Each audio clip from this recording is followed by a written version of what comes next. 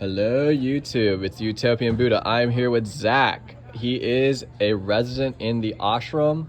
Really great guy, peaceful energy.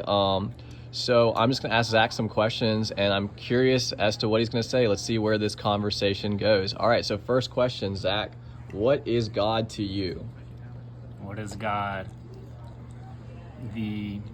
God is the ineffable source of mystery, wonder, and awe that pervades existence and is existence itself, more than the sum total of all the parts. Carl Jung said once that there's a transcendental element to the human psyche, and I like that a lot because it shows that even it's something beyond believing in God or not believing in God. That's, in my opinion, a bit of a silly conversation. No, it's beautiful, yeah. And so there's an element in all of us that has to address these instincts, intuitions, feelings of something beyond that which we comprehend. I love Carl Jung, but let's switch the conversation a bit. And I'm sure that was a beautiful answer, and I'm sure it took some time and reflection and experience to come up with a perfect answer like that, or close to perfect answer like that. So where did you start? I heard you were in Alabama. How did you come to where you are today? Just a short, brief story of your life. Well, I grew up, in Alabama, going to a church that I was fond of. My parents were very liberally open religiously, but I was always curious into this side of things, philosophy and religion. Right. Studied religious studies and philosophy in school. Cool. And randomly, somewhat serendipitously, found myself at this ashram 9 years ago. 9 years? Yeah. And haven't left? No, I left initially and then came back 6 years ago and haven't left since then. Nice, That's dude. the quickest That's synopsis. the quick response. Yeah, so were you raised a Christian? You went to church, you mentioned. All right. But also, again, like, both of my parents were very, I guess you could say, liberal with approaching like that, so neither one of them would say they identify as a Christian, I don't think, but we went to a Christian church. Right. Two of my grandparents are ministers. So you come from a deeply spiritual family, I guess. Yeah. I love that. But you've read Jung, you studied religion. Was that the period where you kind of started looking into different religions, or were you doing that at a young age? More, I think mentally I was open for stuff, but in terms of the specifics and even in like various branches of existential philosophy, or philosophies from different parts of the world, and then this tradition, that tradition, and then is this live or can I? No, this okay. is yeah. I hope I can be honest with this. But then psychedelics became like a really totally. central part I do of talk my about life. psychedelics all the time. Okay, like that was like a really monumental thing in my life as well, that opened a lot of doors and helped guide my heart and mind in the direction it's I love it. So you were probably nothing like me in the sense that I initially did psychedelics for fun, but it quickly transformed for me into a spiritual exercise, right? No, it was the same for me then. Yeah. I didn't know what I was doing. I was getting stoned. Me too. And then doors open. You're like, oh, this isn't just like this is real giggles. This is this is serious. Exactly. Absolutely. I respect that. So have you had? Okay, so this is kind of a question that you can choose to answer. You don't have to.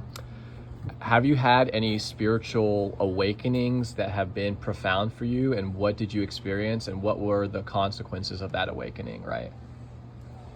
How did it change you?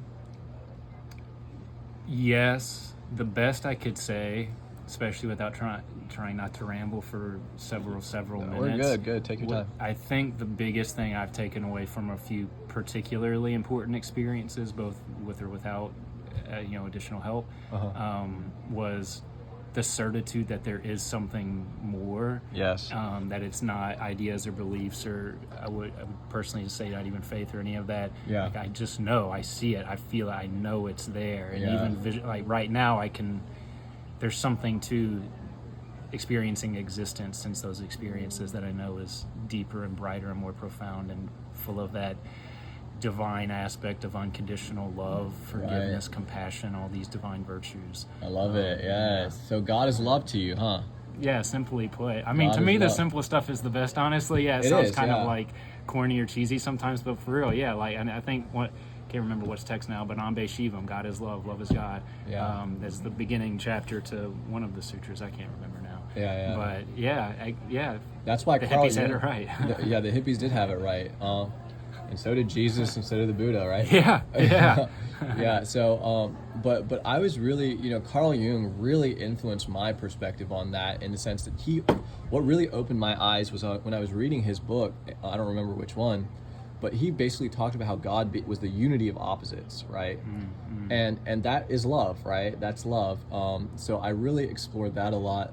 I don't know why I just try to want to talk about Union of opposites. Yeah, the union of opposites, but also beyond the union as well, right? Because when you say union, that falls into like another duality. But you said ineffable, right? That was your first descriptor of God, and I think that's the deepest thing. That's how the Tao Te Ching starts. That brilliant, the Tao that can be spoken is not the real Tao. Yeah, I mean, it's like there's a minister here, Reverend Parma, just for your who has his personal campaign to have all sacred books start with that same the Quran that can be spoken is not the true Quran, the Bible. It's like, that's great, I'm all on board with I'm on that. board. It's radical for this world, but it's true though. That is absolutely true. Like, what is being spoken is just a pointer at best, and it's a misinterpretation at worst, right? So, that can go quite awry into really violence wrong. or horrendous acts of terrible things. It's been happening throughout history. So that actually is another, I mean, because you mentioned like a finger pointing, and that's like an image that's given